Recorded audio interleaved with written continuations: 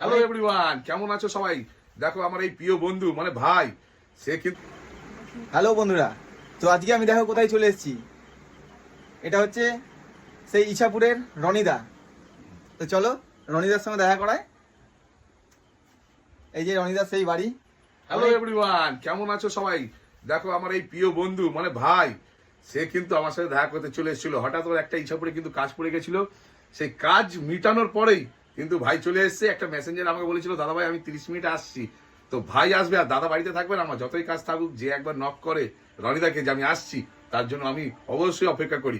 আর দেখো ভাই চলে এসেছে, তো ভাইয়ের সাথে দেখা হয়ে গেল। সত্যি আমি খুব খুশি দাদাকে পেয়েছি আজকে। একদম মানে এর আগে অনেকবারই আমি চেষ্টা করেছি, কাজ শেষ হয়েছে যে যাবো করে, কিন্তু আসতে পারিনি, কারণ রাত হয়েছে, বাড়ি ফেরার তাড়া থাকে, চলে গেছিলাম। কিন্তু আজকে আমি চেষ্টা করেছি, রনিদাকে বলেছি একবার শুধু মেসেঞ্জারে যে দাদা আমি আসছি, এক কথায় দাদার সঙ্গে দেখা করার জন্য দাদার বাড়িতে চলে এসেছি। তো অনেকেই ভাবে যে দাদার সঙ্গে দেখা করবো কিভাবে, করতে পারবো কিনা, দাদা সময় দেবে কিনা। কোনো ব্যাপার না, দাদাকে শুধু একটা মেসেজ করে যে দাদা আসছি, দেখো তোমাকে দাদা সময় দেয় কিনা। তো সম্পূর্ণটাই ভাইরা শুনেছো। তো ভাই তোমার একটু আইডিটা বলে দাও। আমার আইডি হচ্ছে রঞ্জন দাস, আমার আইডি নাম, আর ব্যাকেটে আরজি আছে শর্ট নেম। তো যে সকল বন্ধুরা তোমরা আসতে চাও বা আমার সাথে দেখা করতে চাও, তো ভাইয়ের সাথে যোগাযোগ করে নিও। আর কিন্তু হ্যাঁ, যোগাযোগ করার আগে নিচে একটা গঠনমূলক কমেন্ট করে দিও, অবশ্যই। যাতে তোমার পরিবারে যেতে পারে আর ভালোবাসাও দিয়ে আসতে পারে। আর আমার যে 2,77,000 পরিবার যারা তোমরা এই ভিডিওটা দেখতে পারছো, ভাইয়ের সাথে কিন্তু সবাই যুক্ত হয়ে যাও।